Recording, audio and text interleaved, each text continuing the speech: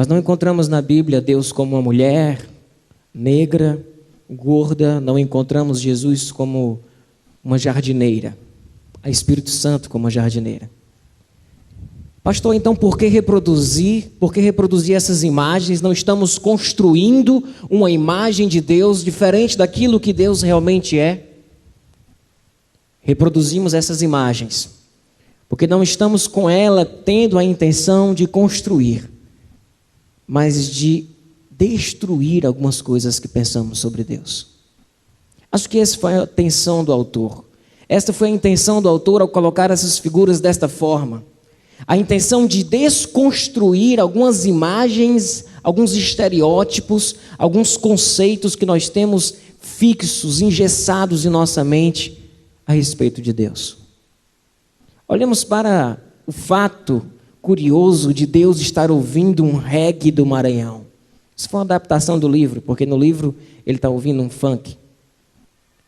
Ficar mais perto aqui da nossa realidade, a gente colocou um reggae do Maranhão, para não colocar também um forró do Ceará, e por que não? Porque achar que Deus não curte esse tipo de ritmo, como se Deus estivesse preso a ritmos. O livro vem desconstruir alguns conceitos, algumas verdades que nós temos absolutizado em nossa mente. O que dizer dos nossos hinos? Muitos dos hinos que recebemos como herança, importados de outras nações, foram hinos que antes de serem aplicados, e melodias que antes de serem aplicadas por louvor a Deus, foram usados em cultos chamados profanos, em adoração a outros deuses, em festas mundanas. E nós tornamos isto santo, porque não há ritmo, não há tipo de música que Deus não goste, porque tudo na verdade existe e foi criado por Deus. Como olhar para essa cena e entender Deus como uma gorda, uma negra bem-humorada? Definitivamente esta não é uma categoria bíblica a respeito de Deus. Verdade que a imagem de Deus Pai, não existe na Bíblia nenhuma imagem materializada a respeito de Deus Pai. Mas se Deus fosse materializado numa gorda, negra e bem-humorada, eu digo para vocês que Deus não se estaria opondo a isso. Afinal de contas, Ele criou cada um de nós de várias cores, de várias formas, de vários tamanhos. Não nos escandalizamos, é verdade, quando assistimos o Todo-Poderoso e Deus estava lá de branco, de terno, embora fosse um negro, mas era um homem e estava bem vestido. Então, dos nossos conceitos que estamos guardados em nossas mentes, às vezes precisamos desconstruir alguns desses conceitos. Por que não entender e achar que Deus, sim, é bem divertido? A gente estava ensaiando, algumas pessoas disseram, pastor, mas Deus vai assim, balançar, Ele vai... Porque a gente está acostumado a ver Deus nos 10 mandamentos, uma voz, aquela coisa de Deus parado, como se Deus não tivesse senso de humor, como se Deus não tivesse alegria dentro dele, como se Deus não tivesse, até um pouco no bom sentido, de irreverência no seu jeito de tratar com a gente. Mas não, nós estamos presos a conceitos engessados a respeito da figura de Deus. E precisamos desconstruir algumas imagens. Quem é Deus? Afinal de contas, quem é Deus? Cada um aqui constrói em sua mente algumas imagens e congelamos essas imagens. E o relacionamento que nós vamos ter com Deus vai depender muito da imagem que nós temos de Deus. A maneira como nós vamos olhar para as coisas boas e ruins que acontecem em nossa vida depende da imagem que temos sobre Deus. Mac, o nosso Marcos do livro, ele tinha uma imagem altamente distorcida de Deus. Por causa de duas coisas. Primeiro, pelo pai que ele teve. E talvez você se identifique com isso. Hoje é dia dos pais. Primeiro, pelo pai que ele teve. Vocês viram a cena, domingo passado vocês viram com mais detalhe, o livro fala sobre isso. Ele apanhou do pai. Um pai que batia na mãe, bêbado, mas que usava de argumentos religiosos e até de versículos bíblicos na hora de bater, na hora de fazer o que fazia, de exercer violência com a mãe, com o filho, mesmo que depois de alguns segundos ele fosse lá e dissesse, desculpa, me perdoe. Que imagem Mac tinha de Deus? Que imagem? Um cara, quando a gente vai ler o livro, a gente vê que ele tem uma opinião altamente amarga a respeito de igreja. Porque ele teve experiências traumáticas com a religiosidade. A maneira como ele fala da igreja, a maneira como ele fala disso que ele viveu dentro da igreja, fica nítido de que ele teve uma experiência altamente legalista, altamente inibidora, uma experiência altamente castradora e frustrante, que fez ele pensar muita coisa errada sobre Deus. Aí vem a desgraça. Vem a filha, que é sequestrada, raptada e morta por um matador de meninas, que deixa lá uma joaninha como sinal de que, olha, fui eu que fiz. Neste momento, a imagem que Max tinha de Deus, os conceitos e a imagem que ele tinha guardado em sua mente sobre Deus, iria determinar em muito o tipo de interpretação que ele ia fazer daquele fato. O tipo de sentimento que ele passaria a ter em relação a Deus. E o que veio no seu sentimento? Se não a revolta, a raiva, a indignação, por não entender, mas no fundo, ele tinha um conceito muito bem formado a respeito daquilo que Deus era. Quem é Deus para você? Quem é Deus para você? Existem alguns conceitos que talvez precisem ser reconstruídos. Outros que precisam ser destruídos. Eu quero ler novamente Hebreus 11, que nós lemos aqui no final da pregação passada, do domingo passado, que diz em Hebreus 11, 6, ora, sem fé é impossível agradar a Deus, pois é necessário que aquele que se aproxima de Deus faça duas coisas. Primeiro, creia que Ele existe e que Ele é bom. Que Ele é bom. Que Ele é galardoador dos que o buscam. Como Deus respondeu aos questionamentos de Jó, meus irmãos? Falamos de Jó no domingo passado. Jó está lá em crise, porque Jó tinha perdido tudo, tinha perdido sua família, os seus negócios, tinha perdido os seus filhos no acidente. E Jó está ali questionando, Jó querendo entender tudo. Deus chega para Jó. Deus não responde uma pergunta de Jó. Deus chega para Jó e mostra para Jó quem ele é. Jó, eu sou assim. Eu sou o Senhor. Eu sou Deus. Eu não mudo a minha maneira de olhar para as pessoas porque elas pecam ou porque deixam de pecar. Eu continuo sendo o que sou. Quem primeiro me deu alguma coisa para que eu lhe deva pagar? Jó, eu sou isso, Jó. Deus se apresenta a Jó. E Jó chega no final do livro, no final de sua história, e ele diz: antes os meus olhos, antes eu te conhecia de ouvir falar, mas hoje os meus olhos te veem. A arrogância, a raiva, a ira que Jó tinha de Deus passa. Não quando Deus responde: eu fiz isso, por aquilo outro, foi por causa disso, é porque lá na frente eu vou fazer isso e isso. Não é porque Deus mostra para ele bem direitinho o que acontece, o que deixa de acontecer e por que aconteceu, quando, com que propósito, em cada vírgula, em cada ponto. Não, ele somente chega e diz: Jó, eu sou assim.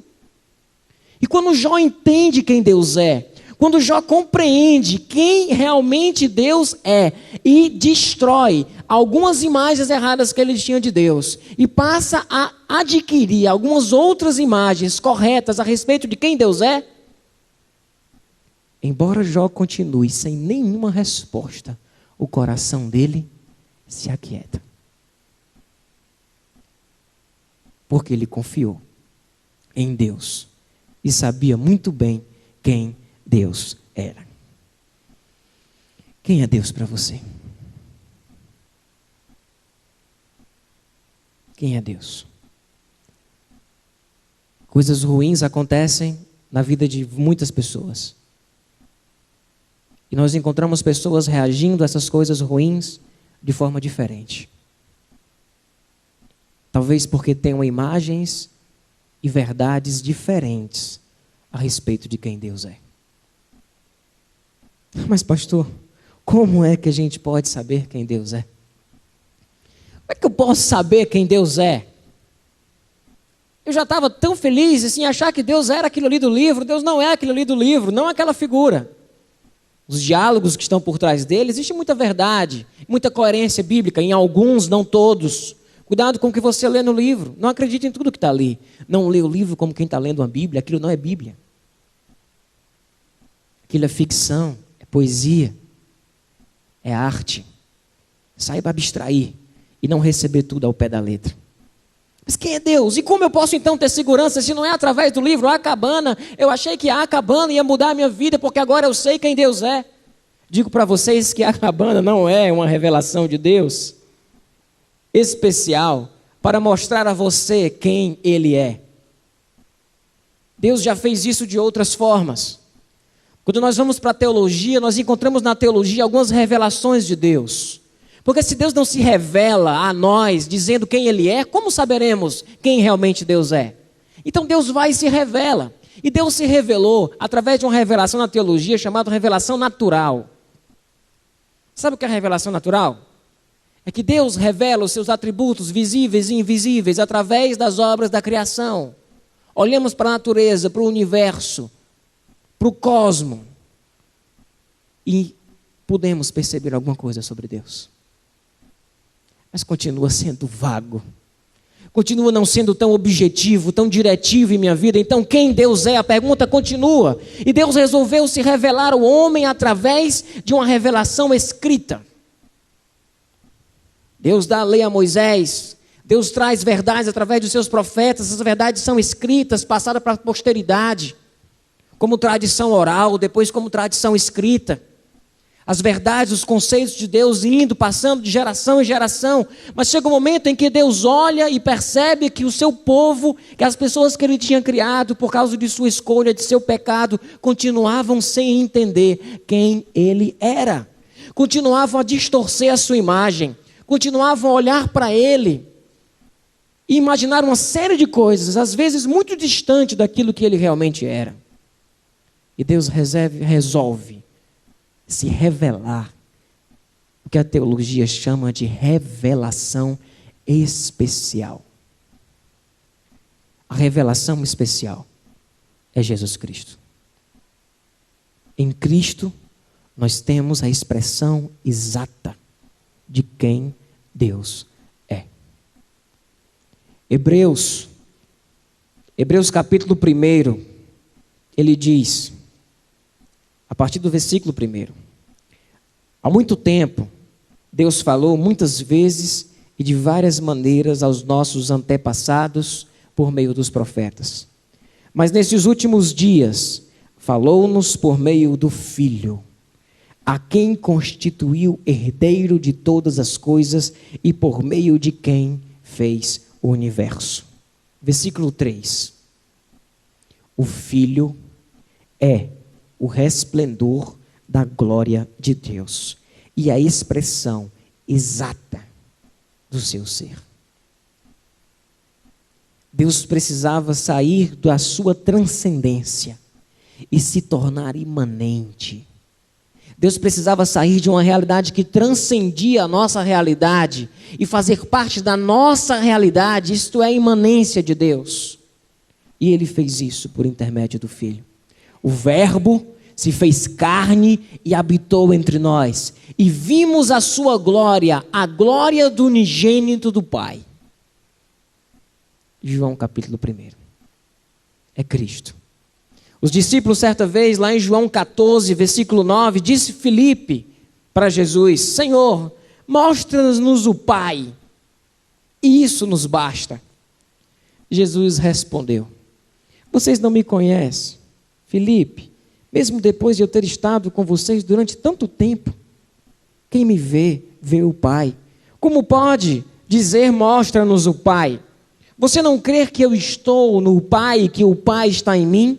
As palavras que eu lhes digo não são apenas minhas, ao contrário, o Pai que vive em mim está realizando a sua obra. Creia em mim quando digo que estou no Pai e o Pai está em mim, ou pelo menos creia por causa das mesmas obras, porque tenho feito as mesmas obras do meu Pai. Senhor, mostra-nos o Pai. Jesus disse: Felipe, você não está me vendo? Você não me conhece? Como é que você diz, mostra-me o Pai? Quem me conhece, conhece o Pai. Quem me vê, vê ao Pai. Porque eu sou a revelação especial. Eu sou a expressão exata do seu ser. É por isso que em Jesus, sim, em Jesus, nós podemos saber quem Deus é. Dietrich Bonhoeffer é um teólogo alemão que viveu na época do nazismo. E ele chega a dizer em uma frase que Deus se fez carne. Deus se fez carne para mostrar ao homem quem Deus é, quem Ele é. E mostrar ao homem quem o homem pode ser. Jesus é a revelação de Deus que nos mostra quem Ele é. E ao mesmo tempo nos mostra quem somos. E o que podemos ser, o potencial que existe em nós como seres humanos. É olhando para Jesus que nós sabemos quem Deus é. E agora sim, vamos desconstruir algumas coisas aqui rapidamente. Vamos, ou melhor, construir algumas coisas, algumas imagens a respeito de Deus, olhando para Jesus. Porque quando eu olho para Jesus, eu enxergo um Deus de intimidade. Quando eu olho para Jesus, eu enxergo um Deus de intimidade. Os discípulos chegaram para Jesus certa vez e disseram: Jesus, mestre, ensina-nos a orar. Mestre, nós queremos conversar com o Pai. Nós queremos conversar com Deus, Senhor dos exércitos, Senhor dos senhores, soberano. Nós queremos conversar com esse Deus. Como é que a gente faz? É para ir para o muro da lamentação? É para se abaixar? É para fazer o quê? Como é que a gente faz? E Jesus começa dizendo o seguinte: quando vocês forem orar, vocês orem assim: Pai nosso que estás nos céus. E nós temos sido obedientes. E muitas vezes nós oramos sim, assim. Paramos e oramos. Pai nosso que estás nos céus. Pai nosso que estás nos céus. Às vezes uma falta de entendimento bíblico, de conhecimento do próprio texto, nos leva a esse formalismo de um Deus que é intimidade. Porque Jesus e o escritor do Novo Testamento fez questão de deixar o Pai ali em aramaico. E a expressão usada por Jesus, embora o Novo Testamento fosse escrito em grego, o Abba, o Pai, ficou em aramaico para não perder o seu sentido. E a tradução correta para dizer Abba, Pai, seria dizer papaizinho querido. É como os nossos filhos oram: Papai do céu. Papai do céu é a tradução mais correta para o Pai nosso que estás nos céus. É Papai do céu. Volte a orar, Papai do céu. Volte à sua inocência. Tire, desconstrua algumas imagens e alguns formalismos que você tem tido no seu relacionamento com Deus. Jesus nos mostrou isso. E a gente continua com o Pai Nosso. Se eu pego o microfone aqui e oro: Papai do céu. E o povo até está orando para as crianças. Mas é isso, é papaizinho. Isso foi revolucionário na época, quando Jesus disse: orem assim, papaizinho querido. Não se chamava Deus de Pai. Você não encontra o conceito de Pai no Antigo Testamento. Deus é tudo no Antigo Testamento, menos Pai. Não foi revelado como Pai. O Filho vem e revela Deus como Pai. Embora isso seja um problema para muitos de nós. Embora isso seja um problema para muitos aqui. Mas Deus, eu olho para Jesus e enxergo um Deus de intimidade. Um Deus que veio armar tenda e habitou entre nós. O habitar aí no grego, o sentido é armar tenda, é estabelecer morada.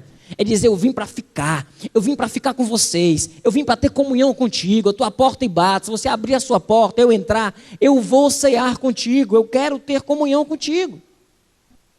Quando eu olho para Jesus, eu vejo um Deus de intimidade.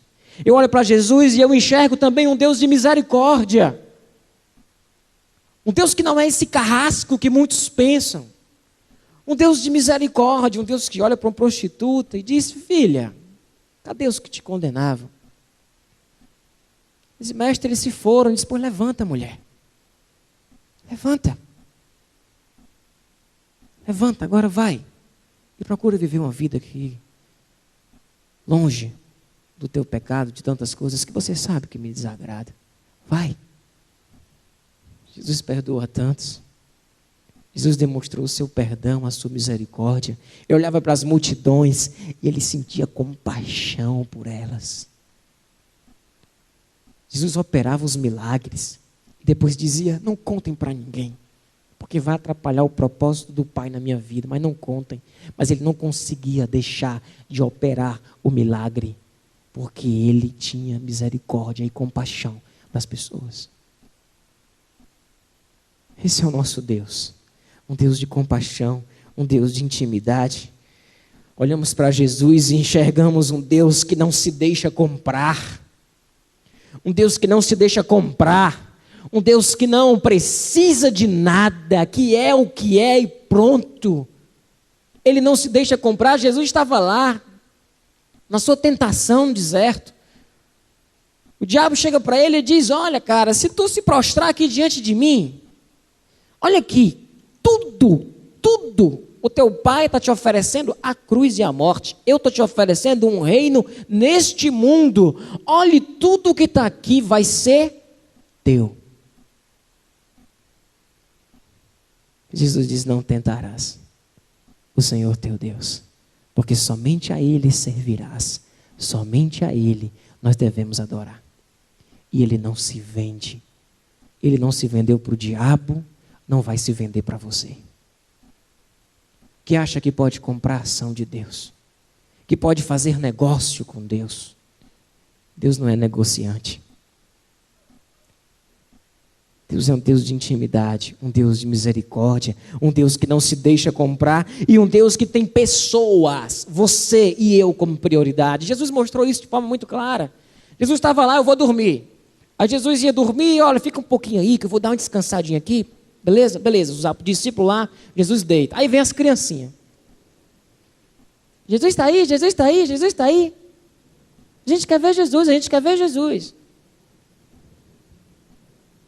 Aí os discípulos, como bons discípulos e bons religiosos, ele olha e diz, não pode nesse momento, porque o mestre está descansando.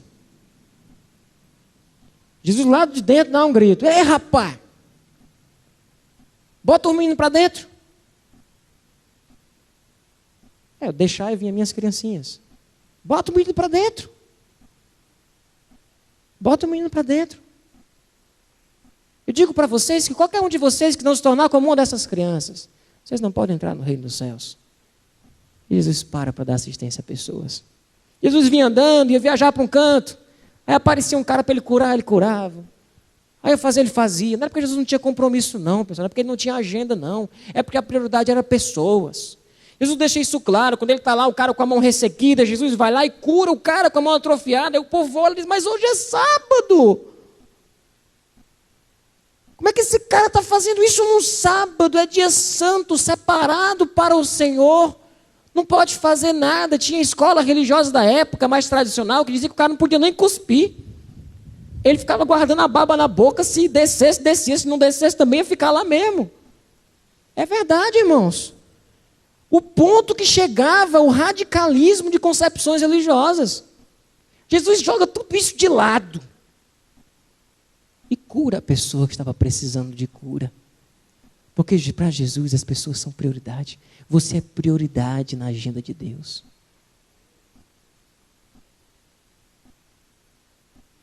Embora Deus não tenha prediletos.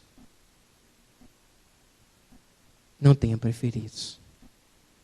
Porque Deus ama especialmente a cada um de nós. Do mesmo jeito, com o mesmo amor, com a mesma intensidade. E aí, nós olhamos para Jesus, e talvez essa seja uma das grandes revelações a respeito de quem Deus é. Nós enxergamos que Deus, Ele é Pai. Ele é Pai. O livro tem um trecho que ele diz que, por que você resolveu se revelar como pai? Disse, porque percebi, sei, que a ausência paterna iria machucar muito mais vocês do que a ausência materna. É interessante isso, embora isso não seja uma coisa que a gente pode categoricamente afirmar, mas pessoal, eu sou pai, a gente está aí olhando na rua e entrando nos cantos, o comércio não é igual o Dia das Mães, não. Dia das Mães, o negócio é... Fui para o Iguatemi ontem, 8 horas da noite, para comprar o presente do meu pai. Na boa. Sábado normal. Dias das Mães, 8 horas da noite do sábado no Iguatemi, é um inferno. Não consegue nem parar. É porque tem muita gente que não sabe nem quem é o pai. Tem isso. Tem isso. É porque tem muita gente que o pai abandonou. Tem isso. Porque para a mãe abandonar um filho, toma Zé. Toma Zé. É por isso que quando Deus vai dizer, Ele diz, ainda que a mãe esqueça do seu filho, que ainda mama, eu não me desampararei, eu não te deixarei. Se o pastor no dia dos pais dá uma lapada dessa nos pais, né? Não, estou falando de forma geral. De forma geral. E Deus chega e diz, eu sou pai. Só que isso por um lado atrapalha. Atrapalha porque eu olho, você pode olhar para o seu pai e dizer, Deus é pai, pois se Deus é pai, eu já vi gente falando isso, se Deus é pai, eu não quero esse Deus para mim. A psicologia da religião fez estudos e percebeu que pessoas que têm imagens ruins a respeito do seu pai terreno, dificilmente estabelecerá um relacionamento livre com o pai do céu. A gente precisa dar umas desconstruídas em algumas coisas, a gente precisa ser tratado, precisa ser curado. Aí Deus diz, eu sou teu pai. Se o teu pai não fez o que tinha que fazer, eu sou teu pai. Se a ausência paterna na tua vida, eu sou seu pai e vim me revelar como pai para suprir essa tua necessidade. Agora o fato de ter Deus como pai não é só privilégio, não. Junto com um abraço, com um beijo, com carinho, vem a peia. Vem. Acertou uma pessoa uma vez comigo num gabinete pastoral e disse, pastor, depois que... Impressionante que as pessoas que estão aí, que fazem as coisas erradas, não acontece, não dá um destroço tão grande, mas eu vou lá fazer, pastor, desarruma tudo. É desastre total. Eu disse, é porque você é filho, meu irmão. Eu disse, tu é pai, não é, Edson? Tu tá andando assim, aí tu vê 2 meninos jogando pedra na bateria. Uma coisa bem dentro da igreja mesmo assim. Jogando pedra na bateria, que os meninos adoram destruir essa bateria. Aí tu vê os meninos jogando pedra na bateria. Aí não são os teus filhos. Tu passa e diz o quê? Menino, né? Agora, se é o teu filho, o que é que tu faz? Era para fazer, tá certo? Vem cá. Vem cá. Faça isso não, rapaz. Deixa eu lhe dizer uma coisa. Bata nisso aí não. Bata nisso aí não. Aí o filho, pai, os outros tudinho estão batendo, você está brigando só comigo, porque você é meu filho. Aí Hebreus 12 vai dizer que Deus corrige aquele a quem Ele ama. Porque se você não tem sido participante da disciplina do Senhor, você não é filho, você é bastardo. Está lá, não sei o que estou dizendo não, tá? Hebreus 12. Mas se você tem participado da correção do Senhor, é porque Deus te ama. Deus castiga? Não. Deus corrige. É diferente. Porque o castigo é bateu? Pois tome. O castigo é isso, né? O castigo mesmo, o castigo ele tem em essência a finalidade de se vingar. Deus corrige, Deus disciplina. E às vezes não é bom passar pela disciplina de Deus, não. A gente olha para a história de Meg e diz, poxa, como esse cara tinha tanto a aprender com Deus. Olha para a sua vida. E se você tem participado da disciplina do Senhor, é porque Ele te ama como filho. Ele te ama como filho. E tem procurado trabalhar algumas coisas na tua vida. Abre os teus olhos. Aprende. Porque Deus não é aquele pai que chega em casa, dá uma surra no menino. Aí o menino olha e diz, pai, por que o senhor me bateu? Eu disse, eu não sei não, mas você sabe. Você sabe o que é que eu estou lhe batendo. Que você deve ter feito alguma coisa errada que eu estou logo batendo para valer pelo que foi. Deus não faz isso. Deus não faz isso. Deus ama o seu filho. E porque Ele te ama, Ele te corrige. A história dos meninos estavam todos lá no campo de futebol, brincando. Aí vem a mãe de um, a mãe do outro, arrasta o menino, um puxa pela orelha, o outro pega e ficou um sozinho. Ficou um sozinho. Aí esse que ficou sozinho olhou assim e disse, começou a chorar. Aí tinha um cara sentado assim e disse, rapaz, por que tu está chorando? Porque teus amigos foram assim embora? Ele, não, por que tu está chorando? Por quê? Tu não está aí. Tu foi o único que teve o privilégio de continuar aqui. Tu foi o único que teve o privilégio de ficar nessa vivência aqui, de continuar aqui. A bola está aí, a trave, o campo todinho só para ti. Por que tu está chorando? Diz, porque meu pai não veio me pegar. Porque todos os outros pais se importaram e vieram pegar o filho. Meu pai não veio me pegar.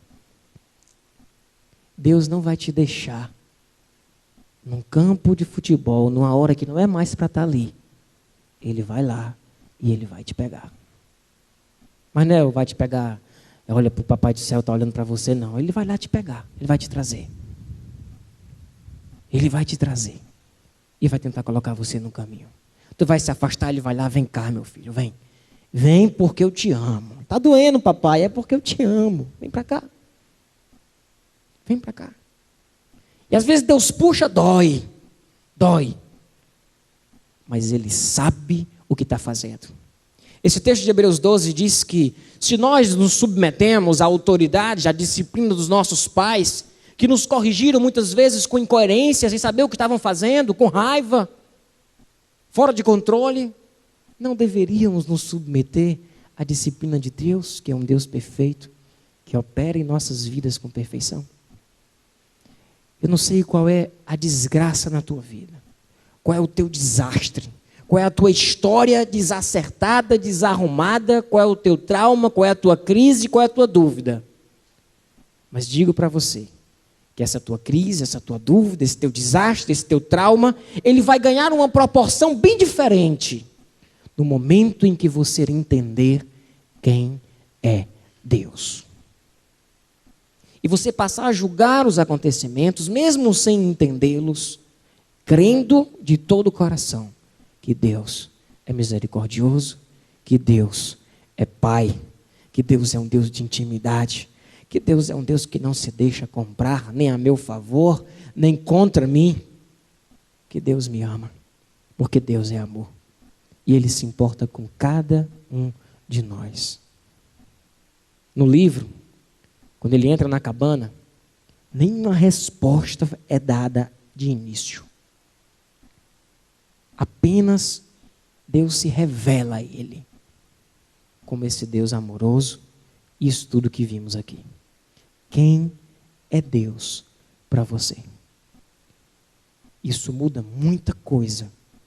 Muita coisa. Muda a lente que você vai usar para olhar para a sua vida, para os seus problemas e para as suas dificuldades. Amém? Abaixe sua cabeça, eu queria que você orasse um pouquinho agora.